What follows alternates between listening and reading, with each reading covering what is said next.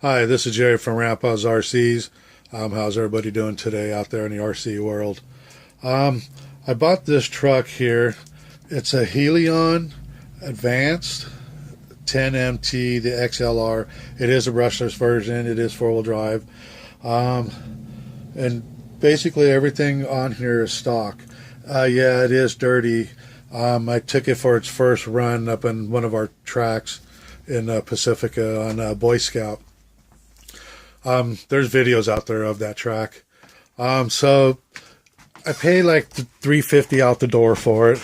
I bought it at Hobbytown RCs, and then this is the company that actually makes it, Helion. But as you can see, it's got little guards there, little guards there, which are kind of cool. And then it also has them in the rear. Back there. I'll show up closer when I pull the body off here. But I took a couple of the stickers off of it that came with it when I bought it. When I unboxed it, I didn't like the stickers. The paint job's kind of cool. It's a different color. I don't have any RCs with this kind of color scheme on there. And as you can see there is LEDs. They do light up. And then there's also LEDs in the rear. Right there. Oops. It also comes with a wheelie bar, but I took it off. You don't need it. I mean, they say you could run this in 3S, but I've only been running it so far on 2S. So it's I'm trying to save it. I don't want to beat it too hard. And then so it was just in a way, and I just took it off. So it doesn't, like when it jumps and whatever, it doesn't get in the way. You know what I'm saying? If you drive vehicles with wheelie bars, you'll know what I'm talking about. Okay, so let's take the body off here.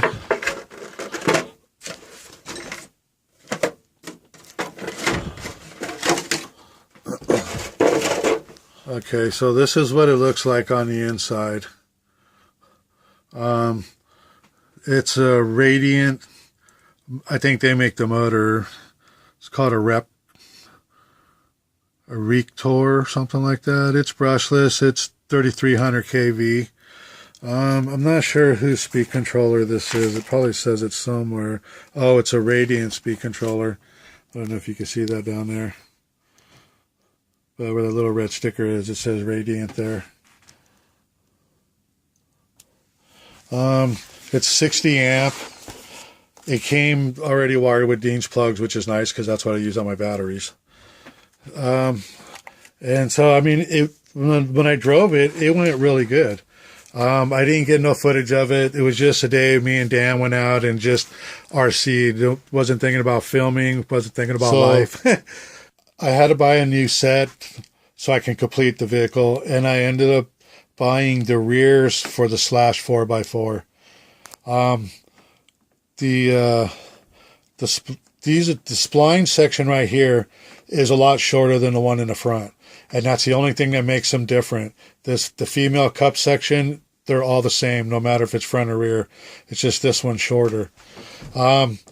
So I wasn't sure originally before if I bought front or rear, so I just stuck with rears this time, and it turns out they are the shorter set. But as much spline as you see right here, let me get in there. As much spline as you see there is inside here. It's down to about like right around here somewhere. So that's, there's a lot in there. And this truck is really light, even though it does have some pretty big tires. But then look at the slashes. They're designed to really rip it up. So with the MIPs in there, back behind this hub, you have this bearing right here. It's not the one actually out of this truck, but it's the exact same bearing. Okay, now what we're going to do is this little guy, it's going to get put right in the center of this one. And what I did on the ones that are in the car, I actually put some red thread locker between the inner race of the big one and the outer race of the smaller one, so it'll just kind of help. Now the shaft that goes, this portion of the MIP shaft that comes through, its shaft is that diameter for that smaller bearing. So back inside here, like where the axle comes in, the bearing that's back here, that's what I did with this. And I haven't had a chance to go out and bash it yet with these in there, and so I'm gonna go in tomorrow to go do some bashing with it. So I'm gonna see how well it holds up.